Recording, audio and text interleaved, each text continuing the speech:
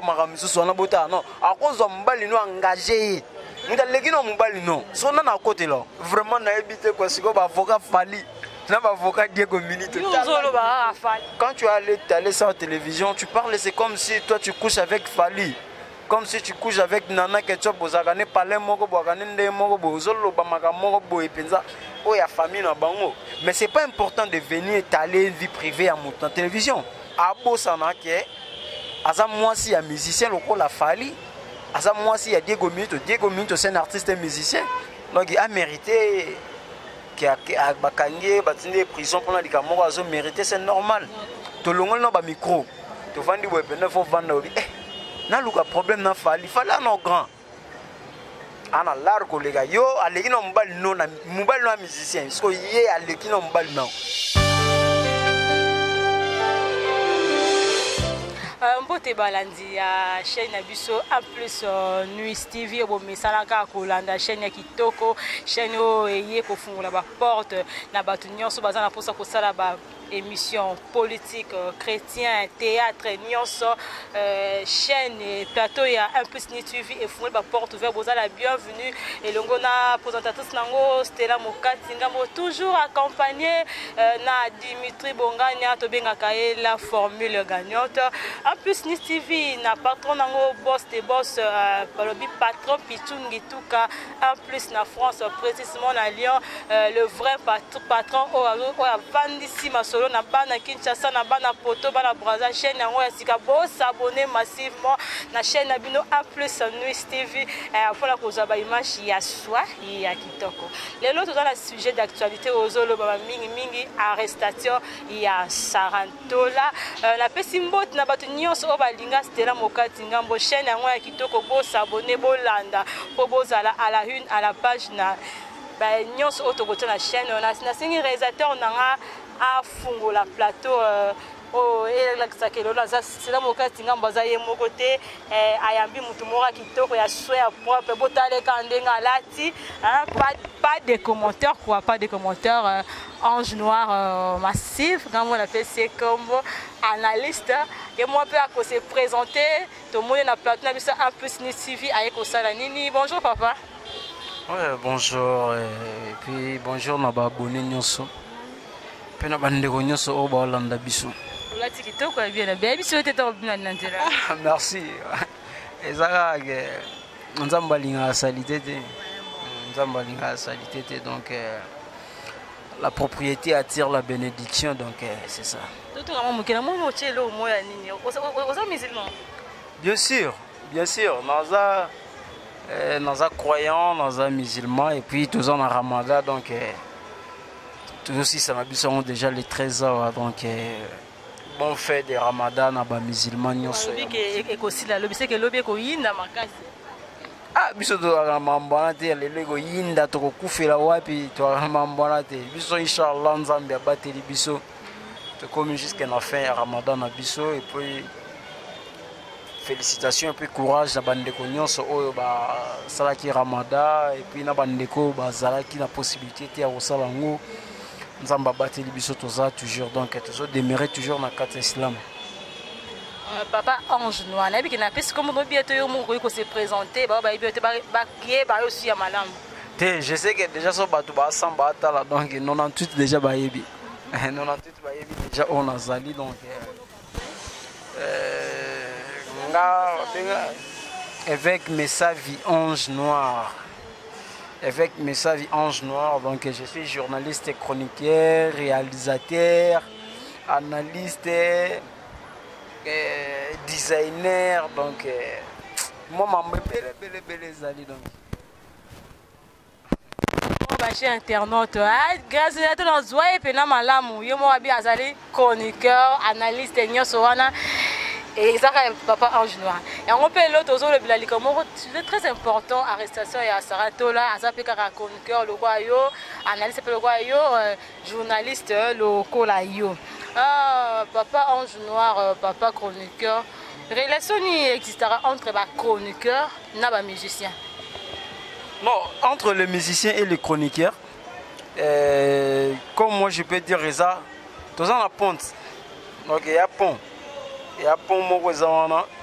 ils ont permettre que Mutauta Nangambo, Pokoma Nangambo. On sait déjà, Bisso, chroniqueur, il y a des chroniqueurs sportifs, il y a des chroniqueurs musicaux. Donc chroniqueur musical, déjà, les musiciens, il faut déjà baser en bon terme. Donc, vraiment en bon terme. Parce que, comme musicien, à cause de la œuvre, chroniquer à Rosango pour le Bélango, pour annoncer. Donc, entre les musiciens et les chroniqueurs, donc, communication, vraiment, il faut vraiment en bon terme. Ah, bien sûr, Mambalibala, les agoudou. Tout le monde a moudou à la Mikili. Mais, à la moisi na Congo, Moussou à la Kikwizi, à la moisi na Bandundu, à la Bakongo, à la moisi na Lubumbashi. Donc, au balana, ils ont obligatoirement que yena yelo ko la bazabouye, il faut baza la paix boité. Donc, ça que makambuzo esengi que batu bakutana pour baza la relation na bango amoureuse, babalana, ça peut arriver. Donc, ils ont interdit to, ils ont autorisé. Mambaliba les a interdit, ils ont autorisé. Donc, ça que non mité mami baleso ekutani, elinga nango. Papa Ange Noir, il y a le but entre chroniqueur et musicien, relation. Oui, c'est là. Donc, on sentir que moi, je suis quoi. Avant de voir un papa, et ça l'a bien. Ce que vous avez un bon moment. Mon moi. Donc là où je pose ma confiance. Et si vous avez un moment, papa, je te peux se il faut l'appeler. Il faut appeler Nyamana Kombo nae. Donc je te salue depuis quelque part. On te salue, hein? Là où je pose mon tour. Allégri à Mayala. Moi je profite de saluer mon moi, hein? Là où je pose mon. Là où il est. Cité, hein? Non, ok, moi je citais Allégri à Mayala. Je te salue depuis Bruxelles. Donc on est là. Donc relation amoureuse, il faut non. Ceux qui vont écouter dans le les qui n'ont simbi ça va. C'est pas papa Ange Noir, posa papa bien habillé comme responsable. Bien sûr, papa, mais moi je préfère tout bien à tonton. Bon, tonton Ange Noir, massive. Tonton, oh, tu peux ça, tu bois à couper ça qui bolingue à dire. Visto maintenant qui bolingue, tu me dis quand on est jeune. On doit rester jeune, on doit mourir jeune. Au côté de la religion musulmane, souka. Par rapport? Entre parenthèses. On a vu qu'entre les chroniqueurs, on a des musiciens, mais pourquoi chroniqueurs, les musiciens, qui salir la réputation de bango, qui ont makambo caché, qui ont du mal. Mais tandis que tu veux dire que entre les chroniqueurs, on a des musiciens relatifs à un bon terme. Mais pourquoi makambo les a cessé? Très bonne question. Par là, je voulais dire quoi? Tu vois, la charité bien ordonnée commence par soi-même. Neti lelo, nga soki ba ofinga ngate, pour nga pena finga batute. Donc mutu muso soki bande ko finga muto, c'est parce que peut-être il y a pas finga qui a ngopé. Ma bena muto bande.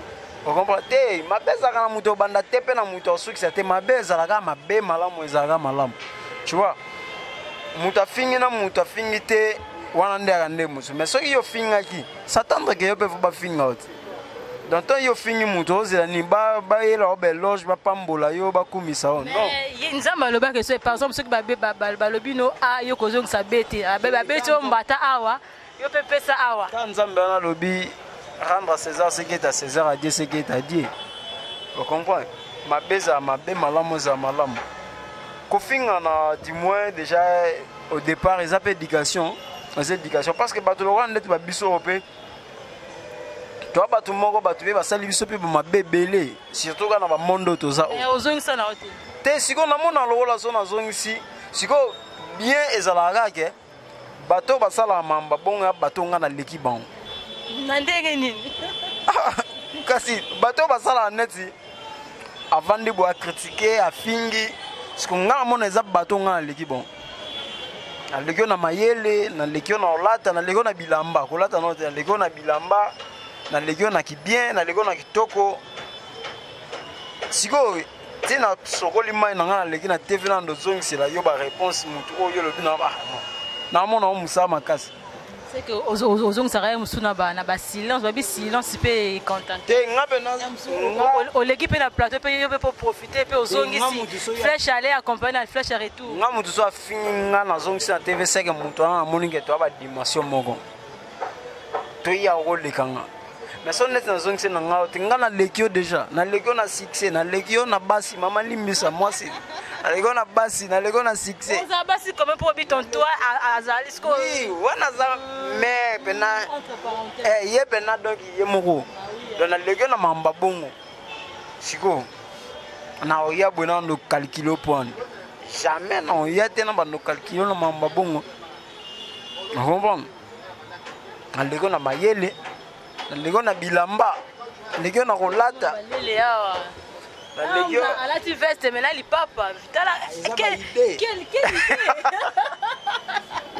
il part ailleurs ah soigner tonton noir te veste pena il papa là ta maman mais là la gomme il papa là ta maman mais la gomme monsieur Zaki fallait mutalati ba tu mingi mama na pokwa na tonga zela mukolo soyez pour besi masona esola nanga ko bana ki balinga o mutalati on peut-être nga peut déjà le rôle abe bana kini pe ba sepela nanga bana poto pe ba sepela nanga pire petit ya banzombo Faustino ya ba Johnny Augusto ya ba prophète Ginkanga donc pire mutu ya ba maréchal Ligue Poison Mobutu maréchal depuis Bruxelles pire master ya maréchal Stomy patron Gitsuka na Paris en plus veut dire makambo ya maréchal Stomy akafulek masa nanga patron pire massa ya ba Jires Nzenza Guerri tonton Ange Noir tozolo beto na sujet na biso arrestation tokende pire ya petit na Dimitri tokende vraiment alors on a bien ni pire vieux ya petit na Dimitri Bongania ba Yoshi koluka guerre te ba Jonathan Bongania ba tozokende na sujet na biso arrestation ya Saratola tonton Ange Noir en quoi ya mwana pena donc ne tosala oyebi no sujet tosala te benga vraiment yeke tosala émission tosala analyse yango ngape nazala ngape na répondre na ba question nyonso batunanga. En quoi notre artiste Fally Ipupa pour que entre les musiciens et les chroniqueurs relation madame Moïsa. En quoi notre artiste Fally Ipupa a pour reprocher notre chroniqueur Saratola par rapport à ma caméra surtout par rapport à l'arrestation naïe. Ah mamba Fally ezalaga na suko mona Fally mtakangisa kete batu naïe. Donc mamba que la bonne Fally autant le pas natilo collé dernièrement bon on a pas eu na mona ngape natia poser que ba question wa bongote pour pas répondre. Et puis na habité na mandat d'amener oyo bakendele Saratola tina parquet na tia ke prison si réellement accusé eza monsieur Simba Ipupa Fally donc je sais pas donc na yebi non te soki Fally akangie donc na mona ba publication mais na mona mandat d'amener te ke convocation que Fally muto accusé ya kanisi oza pour Fally non c'est pas pour Fally au moins on a besoin batu ba wele la ka koloba mais basala ba calcul te na makambo balo il faut apaiser ba montant ngole ki na TV o moni ba mambo to loba na TV o yo mona ka lobby etikali bata mayele ko lega biso baza ba vandi so ba mu calcula ngondenge nini ba sala ngo neti ngati siko nona yo kiteke Fally lobi ki akangisi Saratola nanu pe na monite mandat d'amener ou mandat d'arrêt oyo plaignant et ça Fally Ipupa na mona ngote mais les logs ils ont circulé partout au monde mais ozo linga no lo baté po ozo banga no makambo po mono ezo lo ba make Fally akangisi Saratola ezo lo ba mabungu mais est-ce que wapi prévo ezake on est ngazo na kangisi yo mona ke non monsieur mais sans vie muta kangisi Christelle muta fundi bon ko kangisa c'est trop dur muta fundi. Alors, si ça Fally Mutakangisi, pourquoi ça Fally Mutakangisi et pourquoi notre chroniqueur Saratola précisément siko azana makala? Mais bakangi na makambu o ya salagi. Est-ce que makala ndeti yobo ça non rien? Ba yega ba kumbio ba ke ba tuna makala. Non, makala les alaga centre pénitentiaire de rééducation. Tu vois CPRK de Kinshasa disons. Et ça eza po baboma bato te ocomprendre eza po baboma bato te eza te soki basala mutu nini te bakangi yo en fonction ya makambo oyo yo osalaki du moins makambo oyo osalaki nde ekopermettre yo ke baakize yo bakangi yo donc c'est ça ocomprendre mais ke ovandi boye neti nga boye nasali na nga rien na nga na eloko te combien de fois nga mpe baakiza nga bafaux mais naka na nga libre nanu okota makala te makala nga nakota makala nga nakota makala nga nakota baprison tout nga nakota bamakala nakota bacommune baparquet nga nakota bamambwa notre chroniqueur Sarah ça n'est pas bien entre les musiciens et les chroniqueurs il y a une bonne relation c'est ça qui basé na bonne relation pourquoi notre chroniqueur Sarah jusqu'à présent azana makala c'est que le mozana mais zela vena nga waze kwa mukwa bongwa yemba nga bi bakabwana kala na mutu balingaki neti nga bwe na lingi mutu bayinanga mutu balingaki donc neti nga na lingi na nga ote na ino point les photos en a bolingo après to inani ko inana eyaka après l'amour tu vois tenant si ça n'a répondre à la question na yo na on a lobaki bien ba chroniqueur na ba journal ba musicien ba en bon terme il faut pas aller en bon terme mais ce qui est arrivé que ça marche pas entre chroniqueur X na musicien Y tamie ba ko kaboneti ngape na ba musicien autre bana ko collaborer na bango bien et simbate to kabwana to ko coopérer pété vous comprenez donc c'est normal terme za la bon so que ça bon so que comme il faut yo za la faux ngaza ka bon terme na la personne d'héritier Watanabe parce que je travaille avec héritier ça marche pas. On s'arrête là, c'est tout. Malgré que je suis amoureux, je suis fan de la musique, il y a hérité Watanabe. Mais, en matière, il y a Moussala, j'étais avec Ibrator. Asali indigène. Nganaye et Simba pété. Donc, il y a na do bokabwanezali. Vous comprenez? Donc, c'est que ce qui m'a dit simbité et simbité.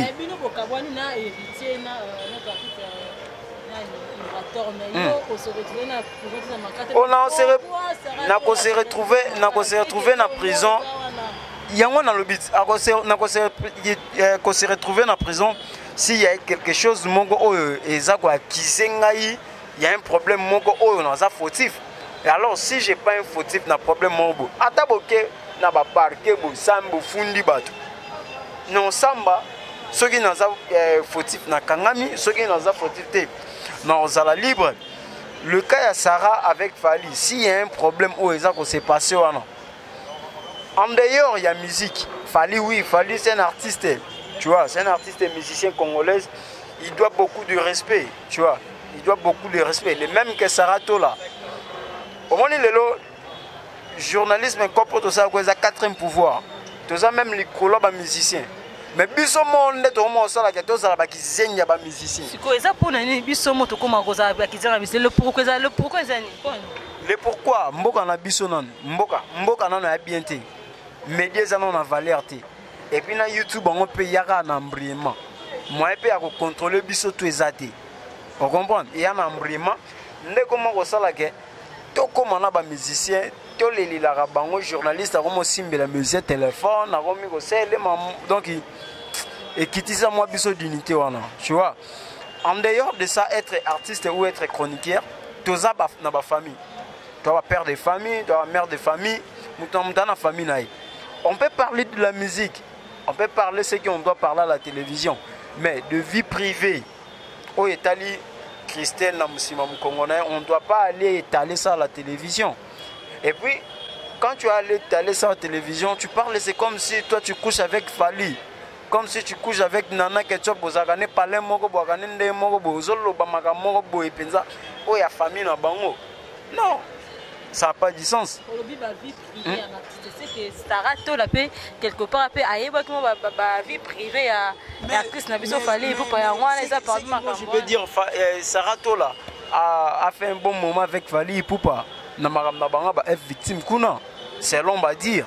azalaka na ye tomona ye ba tout le temps moi batin belé donc akoki koyeba pe moi muke ya vie privée mais c'est pas important de venir étaler une vie privée à mon télévision.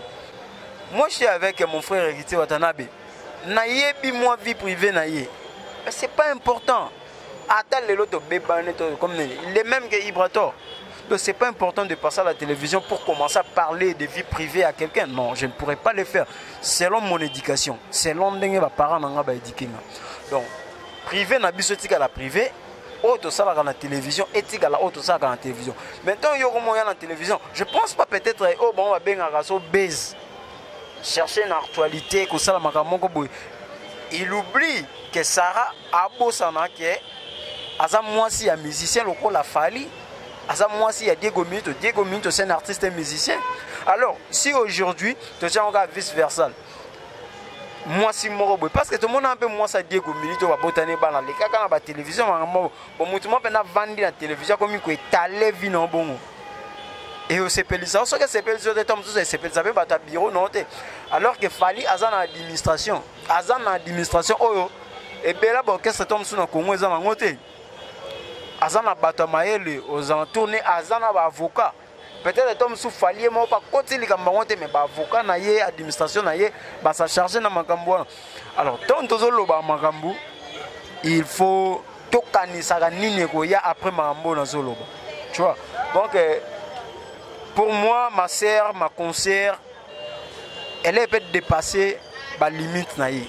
Tu vois, mais ceux qui m'ont dit bon, il paraît que Azako défendre les logos moko et Zala qui donc justice moko qu'il fallait donc il paraît que fallait annuler qui moi c'est tout le sa femme Niki Menga et tout ça il m'a renvoyé moi c'est banda kala banda 2000 ans babota ba ma passe ça basi donc ma moi belé yo les deux arbres biso tout ebi biso tout net vendre boto ebi que moi ça fallait c'est Nana Ketchup.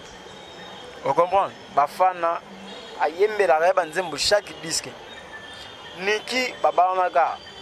J'ai suivi cette histoire, c'était en 2003 et puis 2005 bah comment bah relation vraiment ça a un bon terme était. Et puis 2011 bah ça a pena divorce, il y a papier mon la 4 makambo ba kabwana. Donc 2011. Et maintenant ce qui est kobima bon c'est pas aussi important pour moi. Mais pourquoi ingratitude parce que il paraît que je n'ai pas de preuve, il paraît que notre artiste Fali Ipupa est de aigle dans la PCMO de Sigaza à Koutana moi soana à âge 16 ans et 16 ans à Tao ils ont moi dans un mineur là à commune majorité ils ont des gens mais au coup moi c'est moi là na bongo pe après quelques temps au boyer au botissier moi non moi dis-moi il faut aller boy la date de naissance il y a Niki et puis t'as la mais boy ça la calcul t'as la date de naissance à Niki t'as la relation na bango bakobana na 2003 calculer la date na bango na so izande c'est pas aussi important tu vois. Dans 16 ans, tu vas un peu dans la relation, dans 16 ans, c'est normal, tu vois. C'est normal. Alors, si ça marche, ça marche. Si ça marche pas. Pourquoi ingratitude et pas notre artiste Fali? Maman Banana yo, mais Obenga et cette dame-là, cette femme-là. Mais une femme? Et bon, moi, c'est yo. Na lingala moi soyo moi de na français ça dit bien cette dame moi soyo c'est normal maman ya bana le Nana Ketchup a kobenga bon akoki konié malgré basala séparation basala divorce mais elle resterait toujours maman bana na abotele bana mapasa Keliana comment monsieur bosani ba tu vois c'est trop bantou maman ne boke nango c'est trop bantou c'est trop kikino c'est trop ki congolais au moins biso congolais et komanga au moni ye aza mwana ya koko na biso koko na biso nani basali makambo e bala tout te be makambo tala ba lien na biso ndeto mema koko na biso mwana na yesko tanga botaki mwana wana mama leki na bango nde osko bokomi pe bandeko alors ça trop musika mutu leso bokabwani botika Fali ça la vie na ye avec Nana. Moi je suis pas trop fan de Fali moi personnellement. Il y a des gens qui sont en train de me voir et de me regarder comme ça, ils savent déjà que non, moi je suis pas fan de Fali. Moi je suis pas trop Fali. Tu vois, moi je suis trop Wenge. Déjà, mais. Fali vient de Wenge. Non, Fali vient pas de Wenge. Fali c'est quartier latin. Tu vois, Donc au moins déjà boya ko étaler tes vies à monter en télévision. Rester fallait faire sa musique.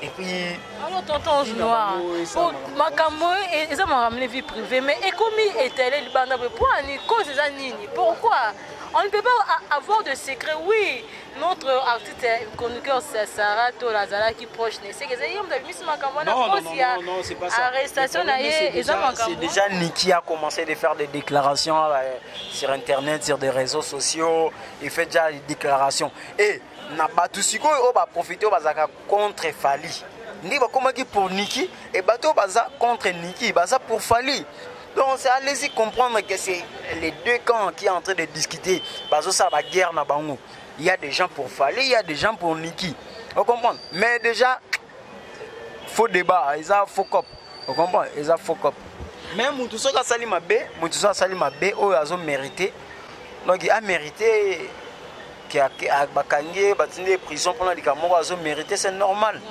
mérite d'être à Makala ah bien sûr ceux qui ne sont côté ma vie privée mutu nga ligne na yete bazo pekisa yo mona ngolo ko la danger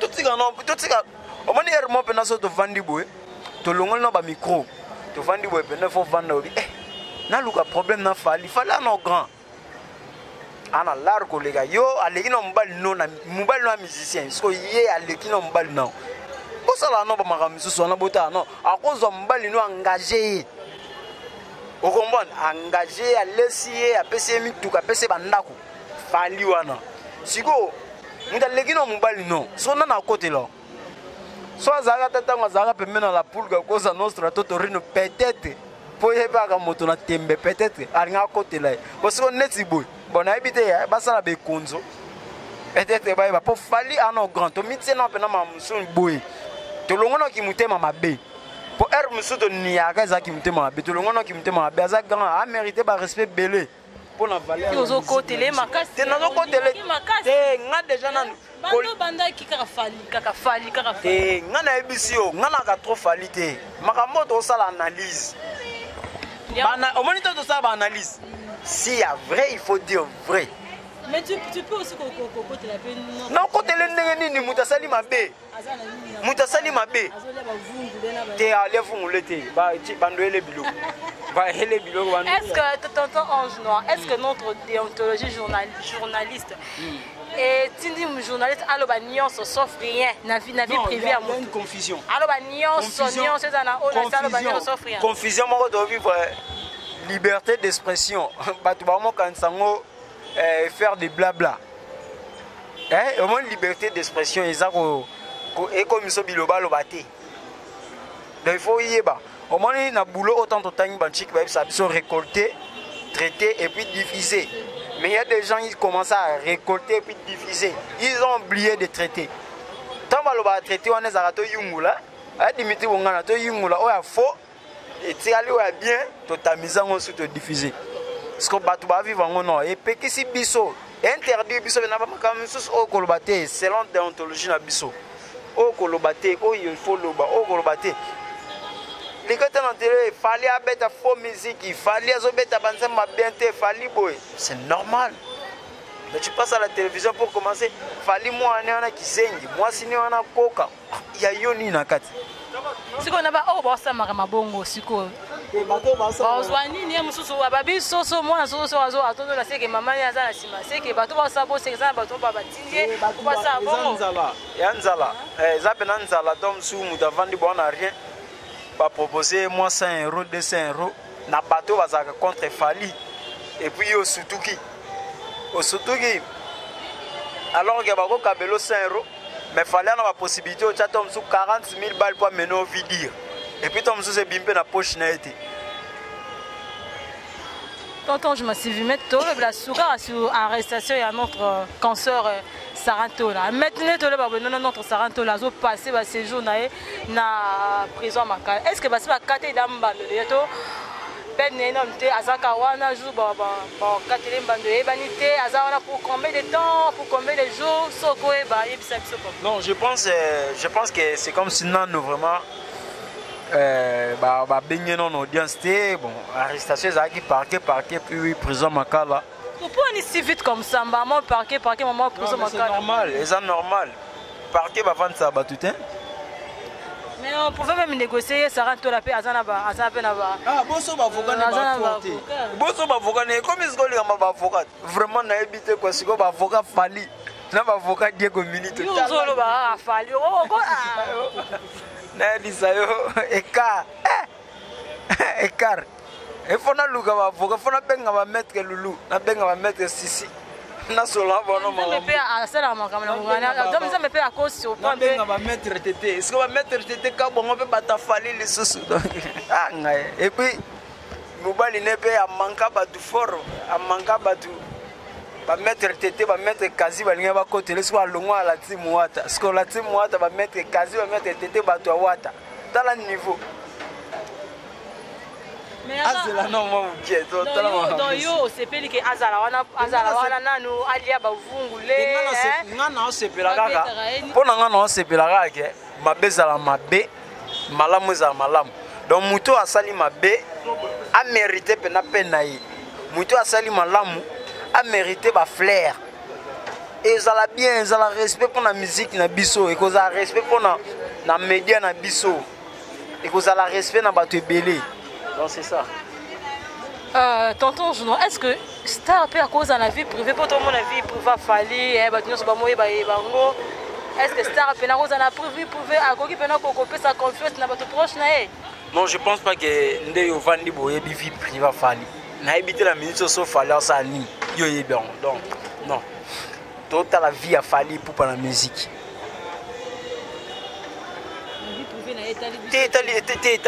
Ça ne nous concerne même pas.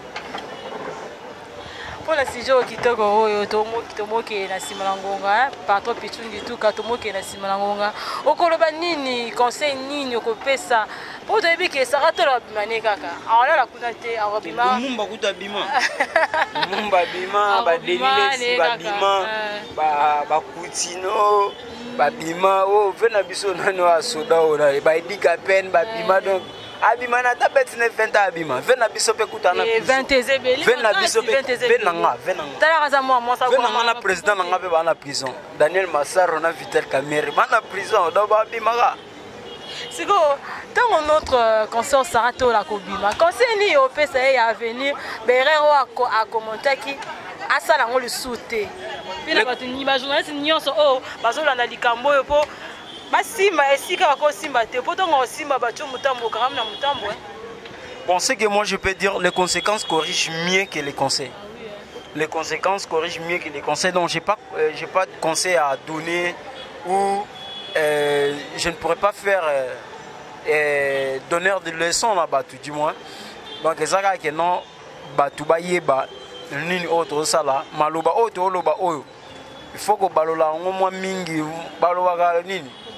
Le lemo 77 soki 7 sambo soki moi lingala moi tuku sambo ba sambo moni po bimisa maloba faut yeba ko balola un peu moi maloba non ça sera mieux et puis ça sera pour notre respect, tu vois, ça sera mieux pour notre respect.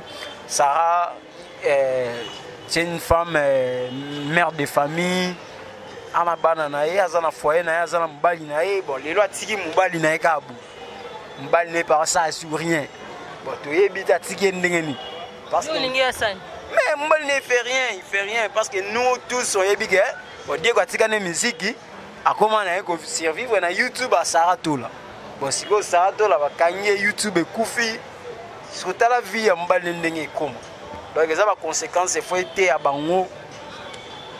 Donc ça les sous-bonté pour nazana tiki mbali na passe. Tonton Junoa to komi na suka émission na biso esengoza ki makasi ya koyamba na plateau ya en plus News TV veut dire patron Gituka en plus na Paris nde makambo sans oublier Patou Kitanda balobi petit mayambe siko za bambote belé pourquoi pas bébé merdi kalanga. Tonton je m'assure massive mot de la mais sans vie excusez-moi pour là très joli nom comme ça mais sans vie. OK. Dans la boîte à moi on peut c'est ndoyi mais sans vie. tokomi na suka émission bambote namoki kopesida bambote be mais juste motu moko kaka tadi bambote te nga sita nde bayebanga napesa bambote te bayebanga déjà na cité bango bayebanga déjà na cité bango. Donc pour finir et pour clôturer, là je pose mon tout. Je te salue Keren Mayala Allegria depuis Bruxelles, donc je te porte au cœur donc. Et puis merci à tout le monde.